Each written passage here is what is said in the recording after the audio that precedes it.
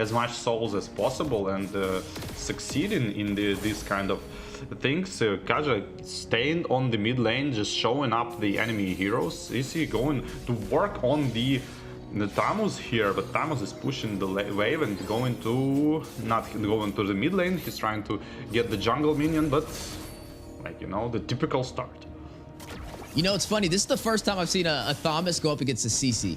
So I'm going to be paying very close attention to that bot side. But already some early aggression from Team Lilgun. Massive damage. Lancelot with Thorn Rose is going to rush in. One more hit. Zara finds Bruce. But Octa very low as well. We'll get a double kill. Down goes Octa. Team Lilgun. A possible secret weapon with the Martis pickup. We talked about how much potential he provides in the early game and 2 kills before the 2-minute mark.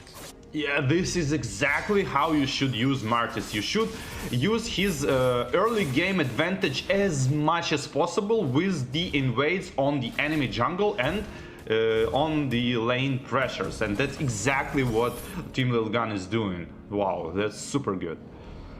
Yeah, this is definitely a different story that we've seen in game number 1. I mean, some early aggression is going to work in their favor. With Martis picking up 2 kills, he's definitely going to be ahead of Irad on the Lancelot. We are seeing this turtle spawn in the next 2 seconds, and you're already seeing Zara with the game plan to take this. He didn't have the best match with the Barats, but it's looking like a different story for him this time around.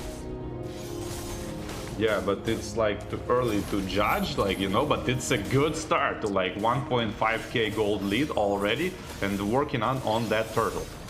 Ooh, and some now extra another kills. Kill. Yeah, Decimation. Being punished for his curiosity. Yeah, and Curiosity killed the cat, and Zara killed 3 cats so far. 3-0. This time killed the bird. Curiosity killed the bird. That is true, because I do have that Kaja. And speaking of the bird, Kaja, Bruce, that's 2 deaths that he's had so far. Definitely need to play a little bit more passive, especially being the roamer. He's kind of opening up the opportunity for Team Lilgun to have a massive advantage in the early phase.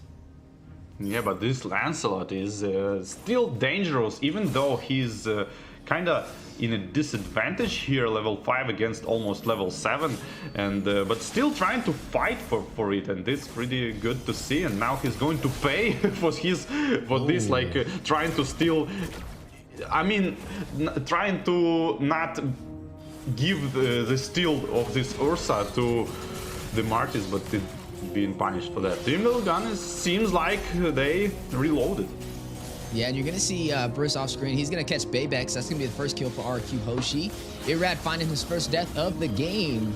That is going to go over to Ethan on the Ruby. 4-1 lead, 3-kill lead for the side of Team Lilgun, and now up by 2,000 gold. Some of those items popping up on the board as well, as you are seeing the Hunter Strike scythe be picked up from the Martis for that additional pin and mobility, already being such an early aggressive jungler. But look on the farm table, the Beatrix is dominating actually Ixia with that quite good gold lead at this point, and there's going to be a deciding factor, the fight, when Beatrix is going to join the fight and maybe burst somebody. Yeah, you see Baybex did pick up that Corrosion Scythe, so it'll be a little bit of slow alongside the Thomas. On top of that, looks like Skylar is going for that Blade of Despair. I mean, I did see a Legion Sword over there, so that may be possibly what he's trying to build up. It's going to be a little bit of a higher pricey item to be able to pull off, but once he gets it, it'll definitely deal some massive physical damage. Next turtle has been spawned in, though, and it looks like Zara is going to go in for it. He was able to take the last one and get a kill on top of it, and it looks like RRQ Hoshi won't be able to contest. Yeah, they absolutely won't be able to contest, and the red buff is probably going to be pressured as well. I want to mention a good dodge, the Ruby's ultimate on the Lancelot second skill, but didn't quite result anything. And here is the pressure on the Ixia as well, and being slowly farmed down, and now the RRQ Hoshi are trying to come back using this disadvantage on the Ixia. Yeah, Ixia, I mean, 0-2 and 0 right there. Definitely needing to find a way to get their marksman online. Kind of struggling to find the rhythm so far. You're going to go ahead and see on the bot side, though, Ruby going to go ahead and clear those minions.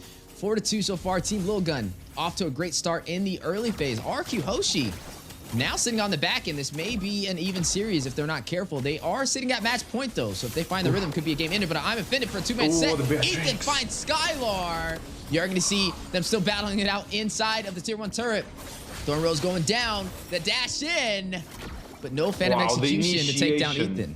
Ethan initiation is so good, just like Cho last game. He's kind of vengeance, having his vengeance on this one, but prioritizing the most important target, which is Beatrix, ulting plus flicker, and immediately follow up all his team. And this is a bad news for RRQ Hoshi might be.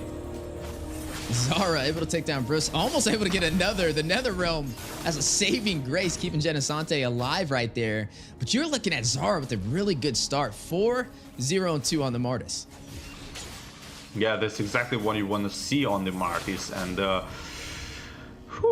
let's see it. But as you mentioned, Ixia need to start to play with the gold, and she need to farm a lot, because it's the only side of the Team Lilgun is not matching with the other one, is the Ixia. Need to start farming, otherwise this domination not gonna be there for a long time, because it will be a point when Ixia need to like one-shot people with her ultimate. Yeah, you're looking at a 4,000 gold lead so far for the side of Team Lilgun, and that's increasing the further we go inside of this game. RRQ Hoshi need to find a way to pump the brakes on their momentum right now, as you're going to see Zara take the next turtle with little to no contest, giving them a massive XP boost right now, which means when it comes to these team fights, you're going to see Team Lilgun just do a little bit better, especially with Zara, with how much he already has on his plate, sitting at 5,700 gold, highest gold in this game for their jungler. Beatrix right behind him with 53 though, definitely ahead of the Ixia, who's having a little bit of a harder time getting online. But you are seeing the battle, the invasion over the purple buff. Zara going in for it. Irad not going to be able to, no, he looks like he was able to get it with his retribution right at the last second. Yeah, and the Beatrix is pushing, split pushing the wave and immediately TPing back. This is like exactly what she should do in this position of not power. No position of power here from RRQ Hoshi, but if they manage to hold up for like 6-7 minutes additional, I mean, not 6-7 minutes, I mean basically it's one fight. If Team Lilgun lose one fight, they might come back here, but we'll see. Yeah, as the battle on the way. A siege for the tier 2 turn, the proxy of the lane. Massive damage goes out. Forbid takes on Brizara, gets another, finds Skylar. And now we'll be able to take this tier 2 turn on the bot side. But in the mid lane, pay attention to Irad, trying to go in, trying to find a trade. Bebex will find a turret off screen as well. That's exactly what they are doing in terms of like aggressive defense. Like, you know, they Team Lilgun killing RRQ Hoshi people, but the Lancelot trying to even that out and like split push, defend, don't let them get the objectives because of that kills. And yeah, that's the right thing to do, to kind of drag the game a little bit, hold it for more minutes. Yeah, and right now, RRQ Hoshi trying to hold off Team Lilgun from claiming even more real estate on today's match. Off to a great start with a 6-kill lead and also up by 5,000 gold as this Lord spawns in. So far, we haven't been able to see Team RRQ Hoshi be able to take any of these neutral objectives. Team Lilgun just getting everything they came for, not asking any questions, and just handling their business at every stage of the early game. Can we see RRQ Hoshi turn this around? Divine Judgment goes out. Skylar gets the kill, takes down Forbid. We just talked about this. The Kaja being the counter for the Lilia. Oh, and the Lord is being contested probably. Lancelot is kind of far away, and the second skill with the Retribution gonna steal the Lord. It was so like, I can saw it from the far away, like, you know, he's like, oh, there's Lord there. Let me try to steal it. And like, and just took it. Skylar, though, on the chase, he wants Zara. You are going to see Aizen try and kite him. A little bit of an overextension, and Aizen will be able to get the kill, but able to shut down Zara. Phantom Execution in. Thorn Rose connecting Bebex. 15% HP will make his way back into the tier 2 turret. And now the Lord intact, making his way down the mid lane. And you're looking at RRQ Hoshi turning this game around. Team Lilgun now on the defense. Aizen very low, forced to go back. Forbid may not be able to get out of there. You're going to see Arad going in, trying to get the kill. Not able to close the distance on Aizen as he makes his way back to the base, and down goes the Lord. Ethan was a little bit hesitating with his ultimate because he cashed Lancelot with his second skill and he should ult immediately afterwards, but he ulted like a little bit longer, so it opens up a window for the Lancelot to dodge with the second skill, and that's exactly what he did. Yeah, you see, he was definitely on the chase. It was funny watching Skylar trying to chase down a kill, getting punished over there by Aizen, and then the same thing with Irad trying to find Aizen on his way out. Neither side able to kind of close that distance. But so far, 10-5. Even though RRQ Hoshi is behind in kills, they are now leading the way in terms of turrets, and the gold has almost equalized for both sides. Team Lilgun up by 1,000, but in terms of map control, it is now favoring RRQ Hoshi. Yeah, I absolutely agree with this one. I'm just wondering why Team Lilgun keep doing the same mistake. Like, they not focusing the heroes. They like going for these like 50-50 lords. I don't know. Ooh, but this match is not 50-50 with this engagement on the side. Skylar will find Aizen on the 4v2. Ethan left by himself to pick up the pieces, and they may go in to take this turret. Ethan not really in a position to contest, and it looks like Skylar is going to seize this opportunity. Skylar already 2,000 gold ahead of Bebex.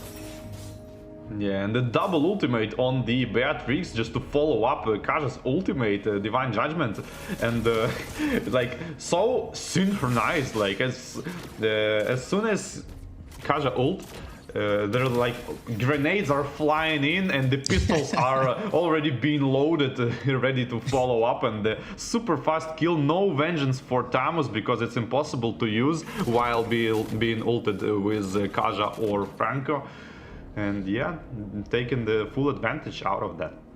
And you are looking at the highest kills in the game so far, going over to Zara. Had a really good start on that Martis, now sitting 6-1-3 for the side of Team Lilgun. But on RRQ Hoshi, even though they're not high on kills, their synergy is definitely coming alive as we are now officially in the mid game. They don't have the high mobility that we saw in game 1, especially with that Benedetta rotating around and keeping Team Lilgun on their toes, but they're making up for it with their IQ. Conceal play has been called out though from the side of Team Lilgun, trying to rush in, trying to catch Genesante, but he puts on the skates and slides away, but hit over there by Ruby with the CC and massive damage going out. Mortar coils from Zara, trying to get a decimation off, Phantom Execution in. Irad will find Ethan, gets a double, shuts down Bebex, a 2-for-none trade, gets that triple, on his way to a possible Maniac as Octa will be able to find one as well. Forbid all by himself, trying to get away. RRQ Hoshi on the chase. Can they get him? No. He's gonna sandwich around. Irad not letting him go, showing no mercy. Black shoes though, a massive play to be able to escape the full team of RRQ Hoshi as they're now going in for a possible game ender. They have minions and only one member to go through, but Ethan will spawn in time for some additional CC. Do they try and close it out here? I'm not sure if they can pull it off, and it looks like they are now going to shift their focus onto this Luminous Lord. Wow, what a turnaround, like. And Lancelot was kind of reminding me of this game, like Checkers, you call it, right? When he was jumping on the minions, it was like like that kind of stuff.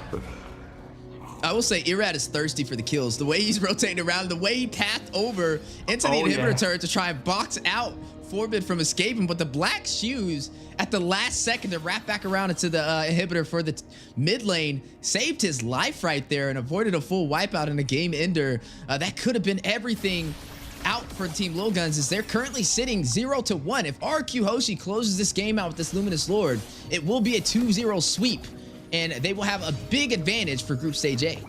Yeah, Radis definitely want to like give them taste of their own medicine because of the early game. Like every time is invading his buffs, every time like harassing him into the jungle, and now they gonna pay for it. Yeah, Team Lilgun backs against the wall. Everything to lose right here if they're not careful. RRQ Hoshi, Viva RRQ, as they are alive right now and doing well. 10-10 on the scoreboard, but down goes the Lord. Some great defense from Team Lilgun, but now stripped down to only the base crystal and no inhibitors. Yeah, RRQ Hoshi being able to defend all of the attacks of the Team Lilgun. Only 3 towers are down, and the mid lane, like most important tower, is still up. And RRQ Hoshi maintain their composure and not being not nervous in under the immense pressure Team Lilgun putting on them, and gathering their thoughts for this like final counter attack, and they did it quite good. Just like waited for some items, I guess. Yeah, now they have all the lanes synced. It looks like they're going to go in for the close. They don't have the Lord, but no worries. We have the minions and the damage. Massive play. Big on fitted set, though. Bayvex will find Octa. Forbid takes down Bruce. A turnaround. Team Lilgun on the defense. Phantom Execution out. You're going to look at Irad doing a quick 180. Not going in with what they came for. RRQ Hoshi, a little bit of a miscalculated play right there. And Team Lilgun able to turn it around. I mean, RRQ Hoshi damage every single target for like 20-30%, maybe even lower, but they should like... They was damaging everyone instead of like trying to focus priorities. They thought they can kill all of them, but damage wasn't there in when you put it like that on the every single person you can see around you. And yeah, now they go into defend, and the Team Lilgun has a small window to actually come back and maybe potentially 5 versus 4 somebody. But Kaja is running straight from the base already. 10 seconds for the Lord, and it's going to be 5v5 on the Lord.